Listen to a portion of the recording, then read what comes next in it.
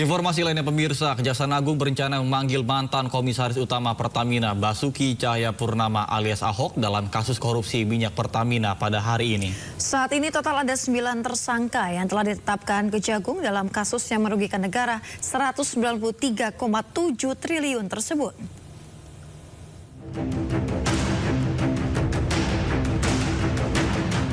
Kejaksaan Agung Republik Indonesia berencana memanggil mantan Komisaris Utama Pertamina Basuki Cahayapurnama alias Ahok.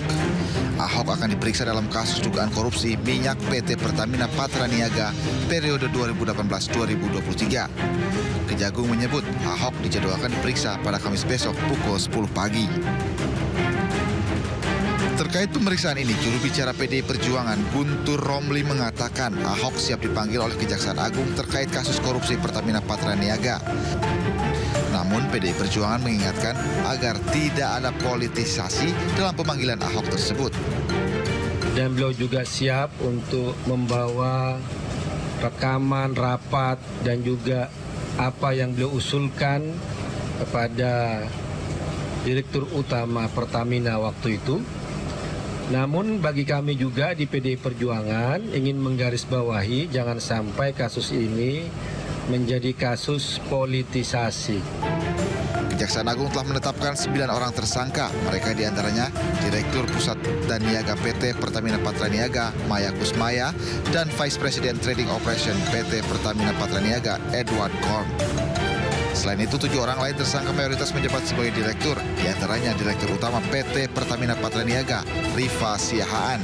Adapun kerugian negara yang ditimbulkan akibat korupsi ini mencapai 193,7 triliun rupiah per tahun. Tim Liputan iNews melaporkan.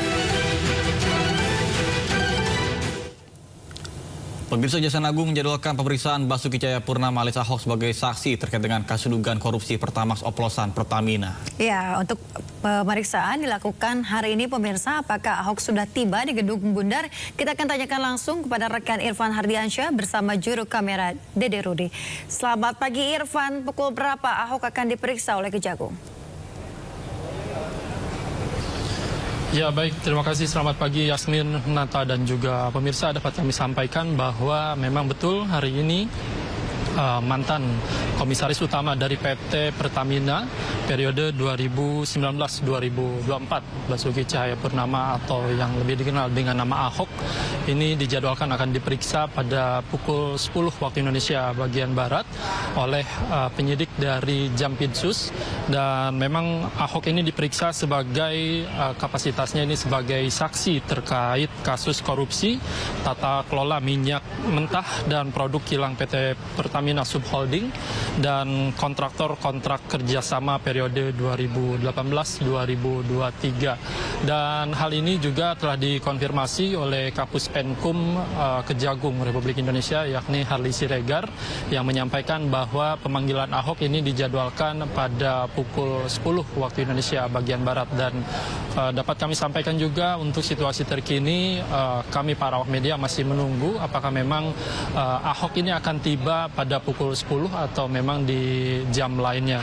Dan tentunya juga penyidik dari Jampitsus sebelumnya pada Rabu kemarin tanggal 12 Maret 2025 telah memeriksa beberapa saksi, yakni ada 10 saksi, mulai dari Kementerian Energi dan Sumber Daya Mineral, kemudian juga ada dari beberapa pegawai dari PT Pertamina, kemudian ada dari beberapa swasta lainnya. Dan tentunya dalam hal ini juga pihak dari penyidik ataupun dari Kejagung ini telah menetapkan 9 tersangka atas dugaan kasus korupsi PT Pertamina. Dan tentunya kita akan tunggu serta nantikan akan seperti apa pemeriksaan Ahok pada hari ini, Yasmin. Ya, baik. Terima kasih rekan Irfan Hardiansyah melaporkan langsung dari kantor Kejaksaan Agung Jakarta. Selamat bertugas kembali. Pemirsa, PDI Perjuangan menyiapkan 17 orang tim hukum untuk Hasto Kristianto. Salah satunya adalah mantan juru bicara KPK Febri Diansyah.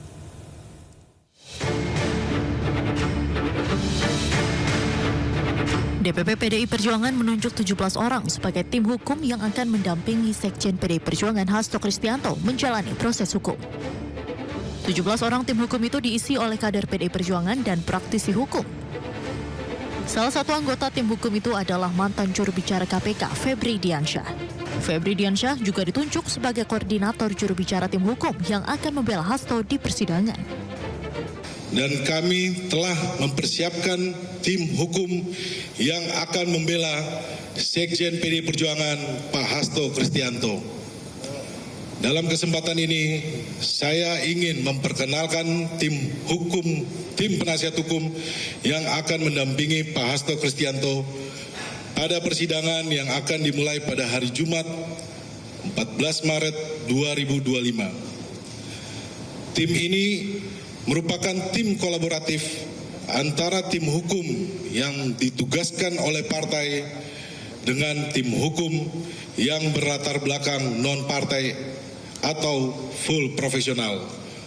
Berikut saya sampaikan nama-nama tim pengacara. Pertama, Prof. Dr. Todung Mulya Lubis SH LLM sebagai koordinator tim hukum Mas Hasto Kristianto. Kedua, Dr. Magdir Ismail SH LLM. Ketiga, saya sendiri Roni Talapesi SH MH. Keempat, Arman Haris SH. Kelima, Febri Diansyah SH selaku koordinator jubir tim pengacara Mas Hasto Kristianto.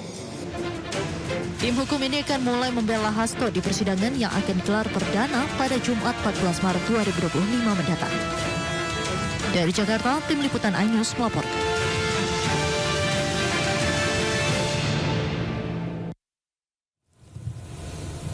KPK telah menyerahkan berkas terkait dengan pelimpahan dari kasus Hasto Kristianto.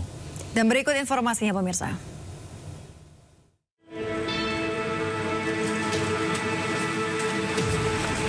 Penyidik Komisi Pemberantasan Korupsi telah melimpahkan berkas perkara Sekjen PDI Perjuangan Hasto Kristianto ke Pengadilan Tindak Pidana Korupsi Jakarta pada 10 Maret lalu. Dengan dilimpahkannya berkas perkara ini, kasus dugaan korupsi Sekjen PDI Perjuangan siap disidangkan. Selanjutnya, PN Tipikor akan menentukan jadwal sidang serta komposisi majelis hakim yang akan meriksa dan mengadili perkara. Sekjen PDI Perjuangan Hasto Kristianto ditetapkan sebagai tersangka oleh KPK dalam kasus suap pergantian antara waktu Harun Masiku. Komisi Anti Rasuah menemukan bukti Hasto bekerja sama dengan Harun Masiku melakukan upaya suap kepada ex-komisioner KPU Wahyu Setiawan untuk meloloskan Harun Masiku sebagai anggota legislatif melalui mekanisme pergantian antar waktu. KPK juga telah menemukan bukti lain saat Hasto berupaya merintangi penyidikan dengan meminta pegawainya menelepon Harun Masiku saat operasi tangkap tangan KPK pada Januari 2020 silam. Hasto pun telah mengajukan pra-peradilan namun ditolak. Sementara di pra-peradilan kedua, pengadilan menggugurkan gugatan tersebut karena kasus Hasto telah dilimpahkan ke pengadilan. Tim Liputan iNews melaporkan. Pemirsa, sebuah video yang beredar di media sosial viral usai menampilkan momen mencurigakan dalam rapat dengar pendapat antara Komisi 6 DPR RI dan PT Pertamina. Ya, dalam video tersebut pemirsa, salah satu anggota DPR kedapatan menyelipkan amplop coklat di bawah meja setelah menandatangani sebuah dokumen. Klarifikasi ke dalam. Nah, itu catatan Pak BTP yang sudah viral kemana-mana.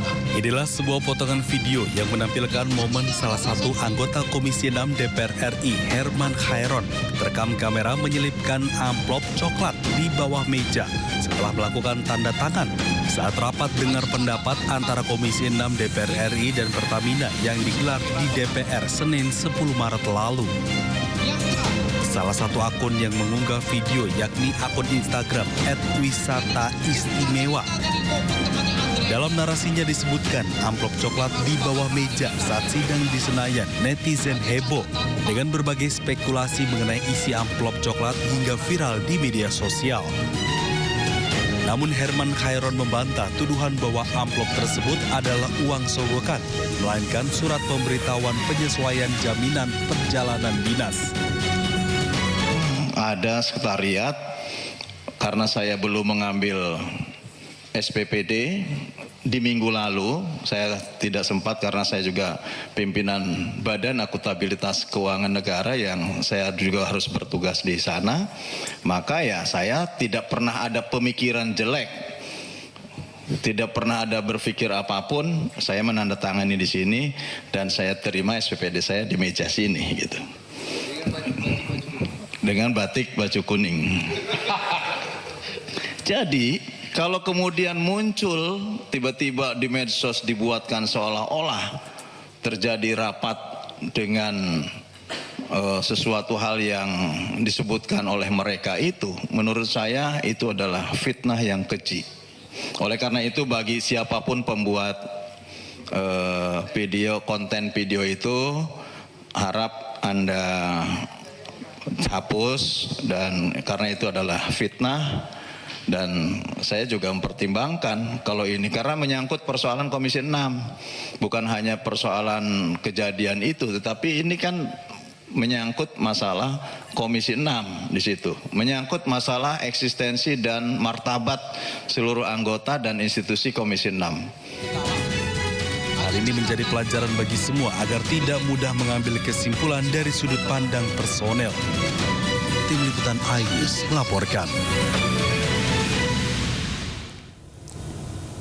Pemirsa, demi memastikan kualitas BBM yang beredar di tengah masyarakat, Pertamina mengundang warga untuk menguji kualitas BBM di berbagai SPBU Pertamina. Ya, Pertamina menyebut pemirsa sudah 30% dari total SPBU-nya yang telah uji sampel BBM.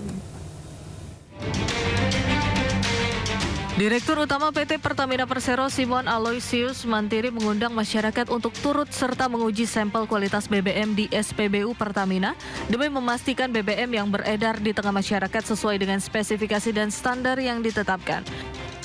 Adapun Pertamina sendiri juga terus menggelar uji sampel BBM bersama Lemigas dan surveyor independen untuk menguji kualitas BBM di seluruh SPBU milik Pertamina. Dari total 7.842 SPBU Pertamina di seluruh Indonesia, Dirut Pertamina menyebut saat ini 30% SPBU atau sebanyak 2.457 unit sudah dilakukan uji sampel BBM. Yang berikut kami juga memastikan kerjasama dengan Lemigas Independent Surveyor dari kurang lebih 7.842 SPBU seluruh Indonesia. Per hari ini sudah kurang lebih 30% yang kami uji sampel sebanyak 2.457 dan tentunya nanti hasilnya akan kami update terus ke masyarakat. Dan kami juga mengundang keterlibatan masyarakat apabila ingin ikut serta pada saat uji sampel di lapangan. Sebagai catatan, uji sampel BBM secara masif dilakukan Pertamina dalam upaya mengembalikan kepercayaan masyarakat Indonesia usai perusahaan plat merah tersebut tersandung kasus dugaan korupsi tata kelola minyak mentah periode 2018-2023 yang melibatkan sejumlah pejabat di lingkungan anak usaha Pertamina.